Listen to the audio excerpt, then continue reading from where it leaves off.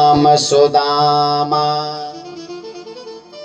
भगवान ने जैसे सुदामा का नाम सुना, महाराज सिंहासन पर बैठे थे, सिंहासन से कूद उठे और सीधे भगवान चल पड़े हैं। सुदामा सोचने लगा कि क्या इतना बड़ा राजा है, क्या मुझे पहचान पाएगा? लेकिन भगवान तो अपने भक्त को हजारों में पहचान लेते हैं।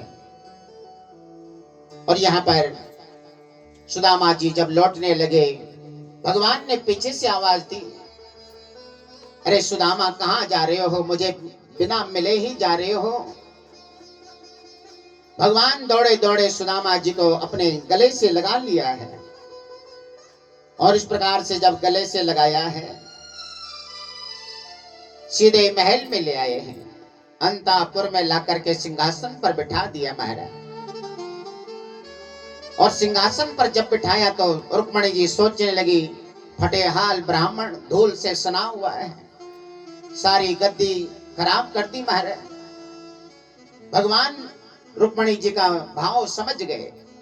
हजारों दासियां हैं तो भगवान रुक्मणी से कहते हैं, जाओ देवी कमंडल में जल लाओ, ब्राह्मण के पद प्रक्षालन करने हैं।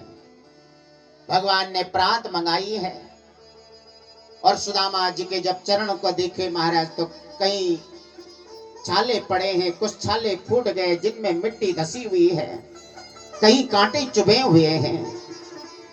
ऐसे बेहाल बेबाइन सो, ऐसे बेहाल हो रखे मित्र महाराज। भगवान कहते तुम्हें मेरी याद नहीं आई? और जब ऐसे फटे हाल अपने मित्र सखा को देखे, देख सुदामा की दीन दशा, करुणा करके करुणा निधि रोए, पानी परात को हाथ छुयो नहीं, नैनन के जल सो पग धोए। भगवान के आंसू से अश्रुधारा निकलने लगी। महाराज पुण्य कमाना चाहिए। रुक्मणी जी पीछे से चंवर डुलाने लगी है और इस प्रकार से जीव जब सद्बुद्धि से प्रेरित होकर के दृढ़ विश्वास से भगवान की ओर चलता है तो भगवान की कृपा उस पर जरूर होती है महाराज। और भगवान के पास जीव पहुंच जाता है। पहुंचने पर सद्गुरु की आवश्यकता होती है, क्योंकि भगवान की और प्रवृत्ति होना उनका भजन कीर्तन मात्र है। वह भगवान सर्वत्र सदा विराजमान है। और सद्गुरु कौन है? जो आपको भगवान से मिला दे। बेचारा जीव धन जन बलहीन सर्वथा असमर्थ, दीन सुदामा सर्व समर्थ आपकी शरण में आया है। और इस प्रकार से भगवान ने यहाँ पे विधिवत पूजा इत्यादि कराई है। भगवान भाव से दिए हुए वस्तु को स्वीकार करते हैं।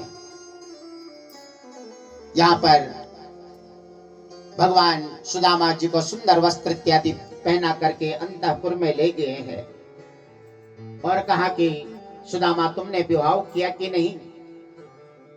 सुदामा जी कहते हैं किया है ना।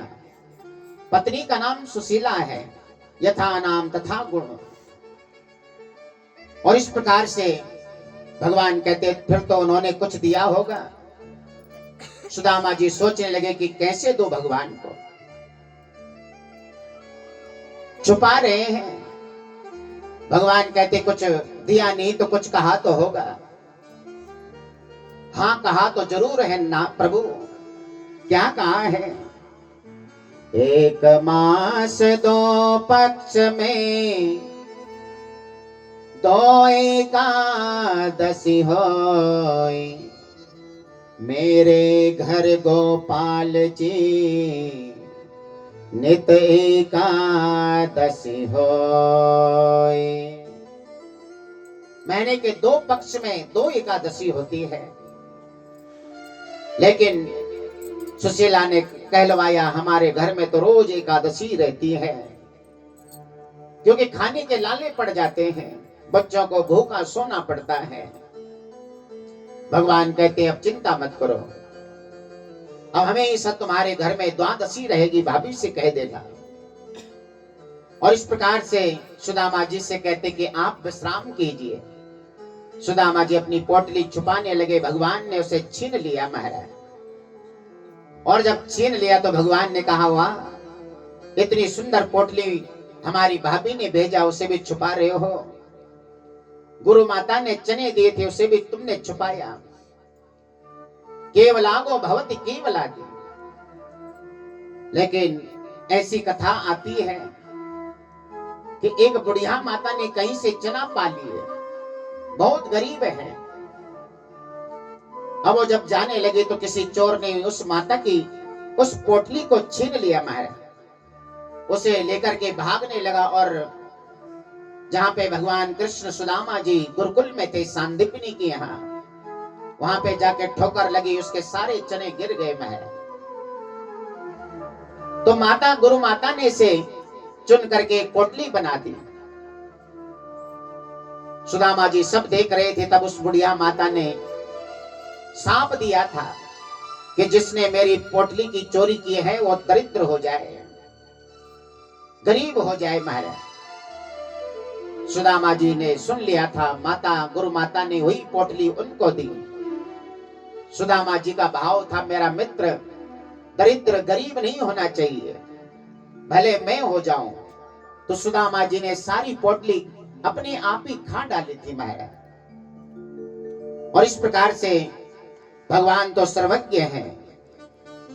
भगवान ने एक मुट्ठी चूड़ा खा लिया, चावल खा लिया महाराज। जैसे दूसरी मुट्ठी खाने लगे तभी माता रुक्मणी ने आकर के रोक लिया है। कहने लगे कि हे नाथ, आपने एक मुट्ठी चावल में उन्हें सर्वस्व दे दिया है, अब इन ब्राह्मण के अधीन न कीजिए। भगवान रुक गए हैं। और इस प्रकार से भगवान कहते हैं कि हमारी पत्नियों को आशीर्वाद दो महाराज। सुदामा जी ने सबको आशीर्वाद इत्यादि दिया है। अब सुदामा जी चलने लगे हैं और चलते चलते महाराज फिर अपने गांव पहुंचे हैं। कुटिया की जगह पे महल को पाया है। सुदामा जी समझ गए हैं कि मैं तो भाग्यहीन दरिद्र हूं और ये अलौकिक संपत्ति जो मेरे सामने है मेरे नाथ ने दी है। संसार में कोई देता है तो जिता देता है, वो भगवान सबकी झोली भर देते हैं लेकिन अपना पता तक नहीं देते हैं। और भगवान ने सब कुछ दे दिया है। मुझे जन्म जन्मांतरों में उन्हीं का प्रेम, उन्हीं की का हितैषी, उन्हीं की मित्रता, उन्हीं की सेवा प्राप्त हो। ऐसे भाव लेकर के सुदामा जी श्रद्धा भाव से, महल के प्रति कोई भाव नहीं है, पत्नी बच्चों को सौंप दिया और अपने आप भगवान को भजने लगे हैं। लब्ध भावो भगवती कर्म बंधात विमुच्यते। ये बड़ा पावन चरित्र है जो हमने आपको संक्षिप्त में श्रवण कराया है। भगवान भक्त का चरित्र है। भगवान श्री कृष्ण बलराम गोपियों से भेंट करते हैं।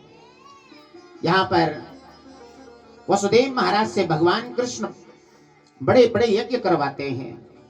वेद स्तुति के बारे में बताया और त्रिदेवों में भगवान विष्णु की श्रेष्ठता के बारे में बताया। भगवान कृष्ण ने कई प्रकार के लीलाएं की हैं। इधर एक समय भगवान कृष्ण ब्राह्मणों को भोजन करा रहे हैं। बड़े बड़े ऋषि मुनि आए हैं। इनके पुत्र पौत्रों के मन में आया कि ब्राह्मण भोजन करते हैं, इनके अंदर कुछ शक्ति है या नहीं। इन्होंने ब्राह्मण की परीक्षा लेने के लिए महाराज जामवती के पुत्र शाम को सुंदर स्त्री बना दिया। कपड़े लपेट करके, मन में श्रद्धा नहीं है। कहने लगे कि महाराज ये बताओ इसका पुत्र होगा या पुत्री। सब ऋषि तो मौन रहे। लेकिन दुर्वासा महाराज से रहा नहीं गया, साप दे दिया। जनयस्यति ओ मंदा मुसलम कुलनाशनम, न पुत्र होगा न पुत्री, मुसल होगा, संपूर्ण कुल का नाश कर देगा। सारे भागे भागे उग्रसेन महाराज ने इसे पिछवा करके समुद्र में फिकवा दिया, जो कटीली झाड़ी के रूप में प्रणित हो गए। सीख बचा था, बहल्या ने अपने बाण पे उसे धारण कर लिया है और इस प्रकार से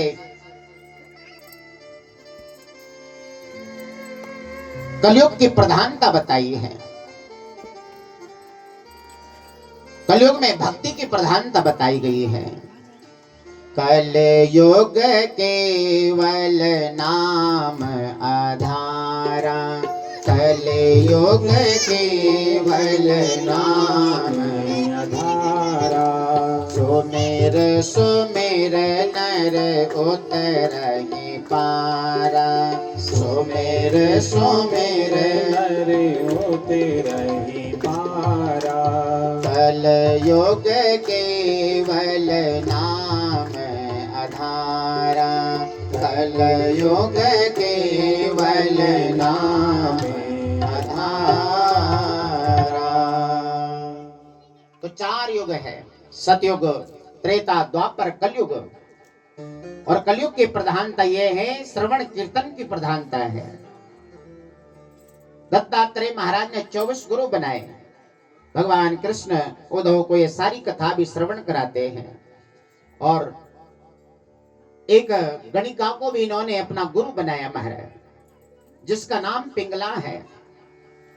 पिंगम पीत वर्णम स्वर्णम लाति गृहाति स्वदेहा प्रणेन इति पिंगला, जो अपना शरीर को बेच करके स्वर्ण कमाती है। लेकिन इसका नाम पिंगला इसलिए भी पड़ा है, इसने अंत में पीतांबरधारी भगवान कृष्ण को भजा है। पिंगम पीतांबरम श्री कृष्णम लाती पिंगला। सुबह से बैठी हुई सज के कोई ग्राहक नहीं आता, तो अंत में भगवान कृष्ण के प्रति मन में श्रद्धा जगी, इतनी प्रतीक्षा भगवान की करती, आज मेरा कल्याण हो जाता। तो इससे इन्होंने शिक्षा ली है कि संसार में आशा नहीं करनी चाहिए।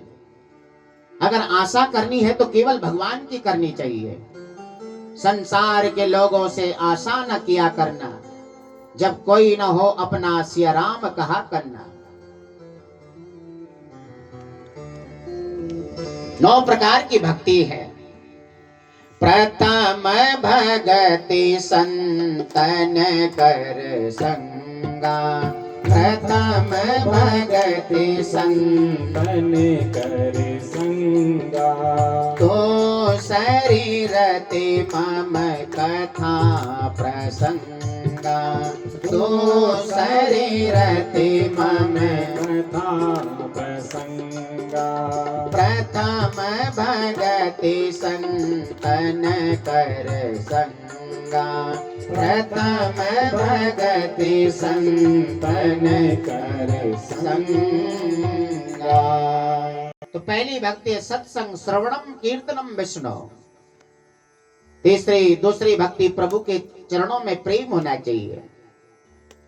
तीसरी भक्ति है गुरु के प्रति श्रद्धा भाव रखते हुए गुरु की सेवा करनी चाहिए। भगवान के दर पे निष्कपट भाव से सेवा पूजा करनी चाहिए। निर्मल मन जन सो मोहि पावा, निर्मल मन जन सो मोहि पावा। मोहि कपट छल छिद्र न भावा, मोहि कपट छल छिद्र न भावा। तो छल कपट को त्याग के भगवान के दर पे आना। भगवान की पूजा इत्यादि करते हो तो दृढ़ विश्वास के संग में मंत्र जाप मम दृढ़ विश्वासा। ये नहीं महाराज थोड़ा कष्ट आया तो भगवान ही बदल दिया। जहां तक हो सके भगवान के प्रति समर्पण भाव निष्ठा रखते हुए जीवन यापन करना चाहिए। सुख दुख तो प्रारब्ध से मिलता है, कर्म की प्रधानता है। सत्कर्म करते हुए चलना चाहिए। कर्म प्रधान विश्व रचि राखा, जो जस करई सो तस फल चाखा। हमारा ये सत्य सनातन धर्म है। इस धर्म में रहते हुए भगवान की आराधना करनी चाहिए। नहीं तो बहुत सारे भटकते जा रहे हैं। कोई कहीं भाग रहा है, कोई कहीं भागता जा रहा है। लेकिन सनातन धर्म बड़ा दिव्य है, पवित्र है, पावन है। इसलिए स्वधर्मो निधनम श्रेया पर धर्मो भयावह। और धर्म एक ही है, वो सत्य सनातन धर्म है। तो इसमें भगवान की आराधना करते हुए चलते हुए भगवान को पूजना चाहिए। अब इधर युद्धकुल को साफ हो गया है। भगवान अपने लीला को भी समाप्त करना चाहते हैं। भगवान सब युद्धकुल वालों को ले चले अपने संग में महाराज पूजा करने के लिए। भगवती की पूजा के लिए सब निकल पड़े। अब इन्होंने दान इत्यादि सब कुछ करने लगे हैं। लेकिन बाद में मदिरा का पान करके आपस में लड़ने झगड़ने लगे। तब बलराम जी ने देखा कि भगवान अपने लीला को समाप्त कर रहे हैं, तो भगवान से इन्होंने अनुमति ली है और सीधे ही पहले ही भगवान के धाम को चल पड़े हैं। इधर भगवान कृष्ण एक वृक्ष के नीचे लेट गए हैं और यहाँ पर एक पांव के ऊपर दूसरा पांव रख दिया महाराज। तब एक बहिल्या आया है। बहिल्या ने बाण चलाया, भगवान के पास पहुंचा तो क्षमा याचना करने लगा। और ये बहिल्या कोई और नहीं, बाली है। भगवान ने कहा मैंने भी तुमको छिप के मारा था, आज तुम्हारा कर्ज निकल गया है। और भगवान यहाँ पे स्वर्ग की ओर प्रस्थान करते हैं। देवता पुष्प वृष्टि करने लगे, नगाड़े बजने लगे, चारों ओर जय जयकार होने लगी है। बोलिए सच्चिदानंद भगवान की। तो भगवान अपने धाम को चल पड़े हैं। इधर सूत जी महाराज कहते कि कलयुगी राजाओं के वर्णन के बारे में बताया और कलयुग के धर्म के बारे में बताया है। निराचार जो श्रुति पथ त्यागी, कलयुग सोई ज्ञान सो बैरागी। धन और न्याय की व्यवस्था में मूल कारण बल को ही माना जाएगा। कलयुग की प्रधानता यही रहेगी। विवाह संबंध के लिए कुलशील योग्यता आदि को न देखकर युवक युवती पारस्परिक रुचि से ही विवाह इत्यादि करेंगे। व्यवहार की निपुणता, सच्चाई, ईमानदारी कलयुग में कम हो जाएगी। कपटता में ही निपुणता लोग समझेंगे। मेरे जो जितना बड़ा पाखंडी ढोंगी होगा, लोग उतना ही उसे सिद्ध समझेंगे। इस प्रकार की स्थिति हो जाएगी कलयुग में। दंभी पाखंडी साधु समझा जाएगा।